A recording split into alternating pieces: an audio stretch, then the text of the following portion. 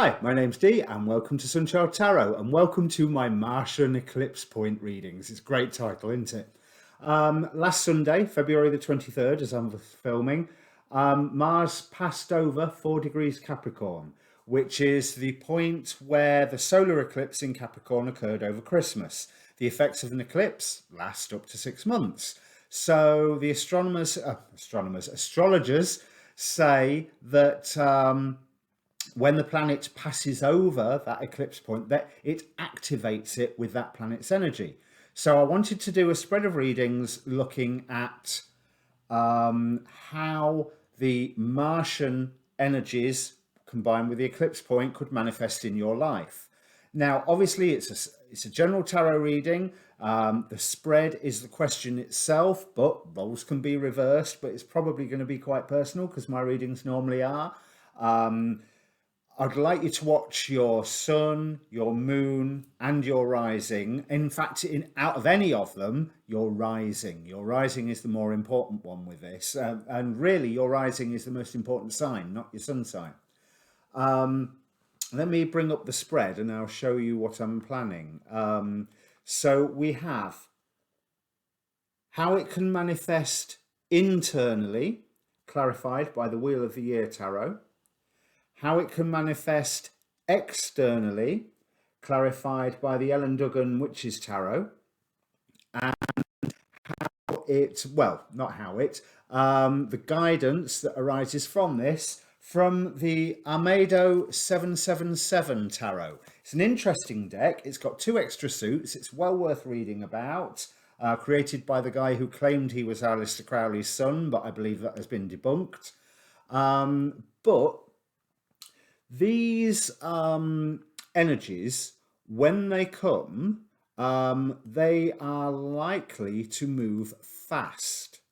They are likely to go whack into your life. But this eclipse point was last Sunday, but there's a couple of months, 3 months, possibly 4 at a push, where the eclipse energies are still active. So just because Mars went over last Sunday doesn't mean you'll feel the effects from that immediately. What it does mean is that when you feel that ripple from the energy, the effects will be fast.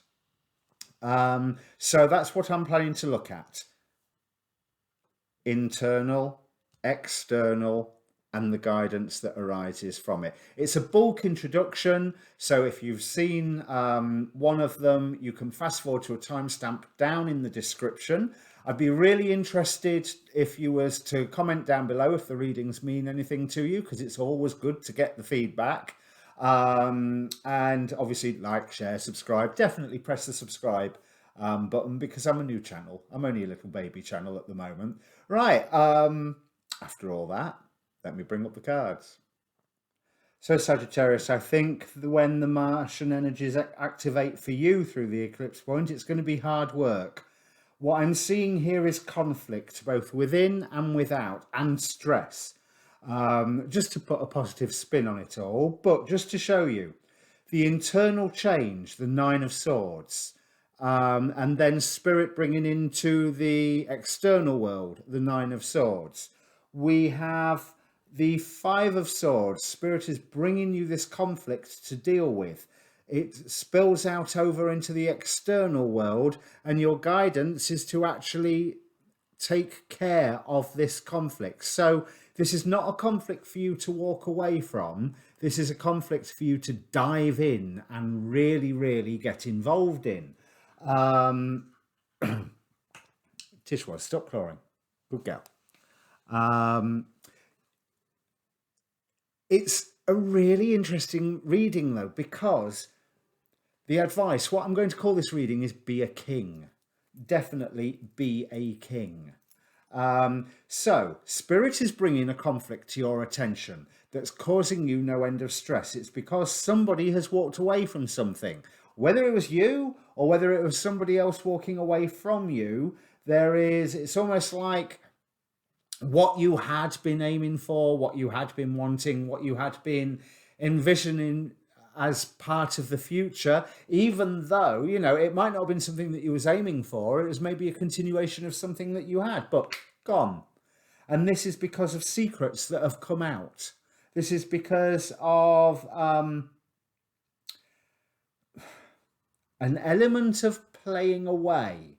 This is what I often get from this particular Seven of Swords. Whereas often in other decks, I can get strategy, I can get protection, I can get keeping the secrets for good reasons or putting them to rest or what have you. This one, not so much. There's been more going on than what has been publicly known. Now, whether this is you, considering this is the foundation to your Nine of Swords, and this could well be as a result of your action, where somebody else has then gone, yeah, if that's going on, I'm out of here. So that could be you. You could be the guilty party. Let me wag my finger at you. In fact, let me wag my finger at you this way so you can actually see it. Right. However, this also could be something that someone has done to you, or something that you're aware of and you are tormenting yourself about it. But if you are, do something about it, because Spirit is bringing that stress and nightmare from as within, so without. But you have a chance to level up. You have a chance to set off on a new beginning, but you will have to put the conflict behind you. But the only way to put the conflict behind you, or to minimize the conflict, to go from the Five of Swords to the Five of Wands. Now, the Five of Wands in this deck, this is fun. This is advanced Dungeons and Dragons at its best. This is knights with lances on. If you ever read the Dragonlance novels, that's this card. It changes the nature of the conflict to something where you know you're going to win this conflict, whatever it is. So whether you was the guilty party or not, you're still going to win this conflict. That's what Spirit's bringing you with that Five of Swords. But you don't win that conflict until you take part in that conflict. But you have the ability to put it all to rest. We go from the Nine of Swords that Spirit is bringing in for you going, no, enough now, Ten of Swords. And you kill it dead. But that can very much be... The cat's trying to be really cute to get my attention. Excuse me. Yes. Good girl. Good girl. She's just practicing being extra beautiful. Which I don't think you will get much chance to practice during all this going on. But there is wisdom in putting an end to it. So whether you are the guilty party or whether you are the wounded party, I've gone out of focus, haven't I? Then come on, camera, you can do it. There we go. Whether you were the guilty party or the that lasted. The wounded party, you can put an end to this, because the guidance is going from the Page of Pentacles to the King of Pentacles. So as I say, the Page of Pentacles for me is level up, start level 2. You've been round, you know, the 1 to 10 already. Now you're hopping on to the next one. But the Page of Pentacles can be a little bit of a ditherer. So pull your finger out, commit to it, because you can put this conflict to rest. You can change it into, instead of it all being nasty wounds and emotional things going on, you can change it into a, look, we all need to pull in this one direction, and you're bringing everybody in line with where you are headed.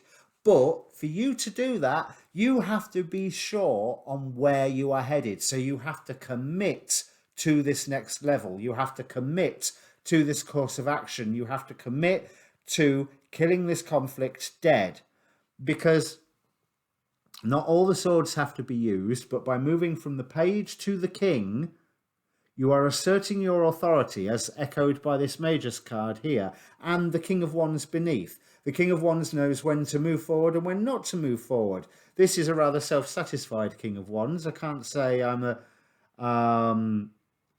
a big fan of him in this particular deck, but what I really do like is this Three of Crowns, which is 3 little demons pestering I don't know, a decorator or a musician. He's dropping a flute or recorder. Never mind the nice music that's playing. Get on with it. And that's what Spirit is saying. Get on with it. Take your power. Yeah. Be a king, take your power. That's what I'll call this. So let's have a look at what the mythical creatures affirmation cards have to say. Not everyone's got these because I've got so carried away with the reading, I've forgotten to use them. But hey ho. So, like I say, it doesn't matter in this situation whether you are the guilty party or the wounded party. You're the one that puts an end to all of this. But you have to take responsibility, take your power. Okay, what have we got? We've got quite a few here. I'm going to take the two that are visible.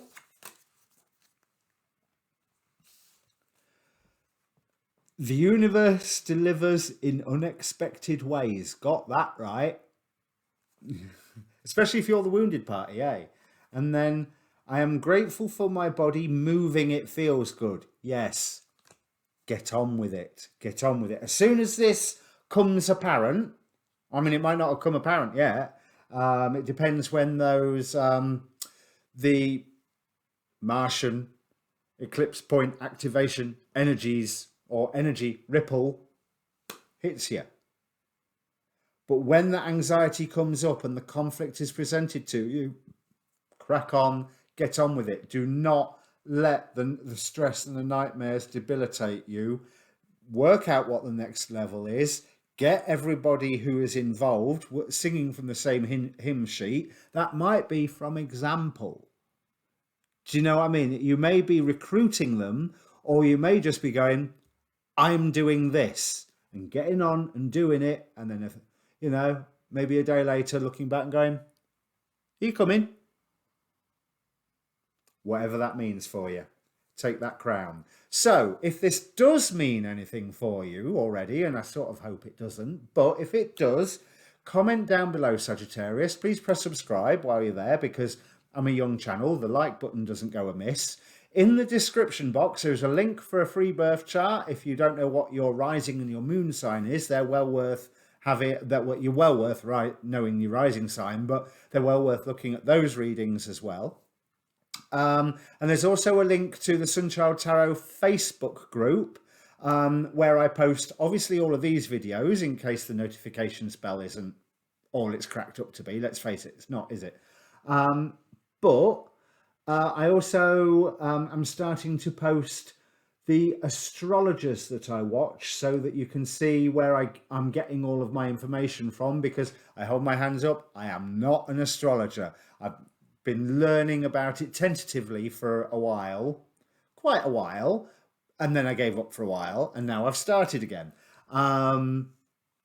But that's where I get my information for the conjunctions and the planets and what have you from that you hear me reference. I will put links up for your waxing moon and Mars transit Capricorn reading, which is maybe separate to or maybe involved with all of this. In the meantime, your next readings that will come up will be your monthlies and then your full moon reading shortly after that. Okay, in which case, enjoy, be a king.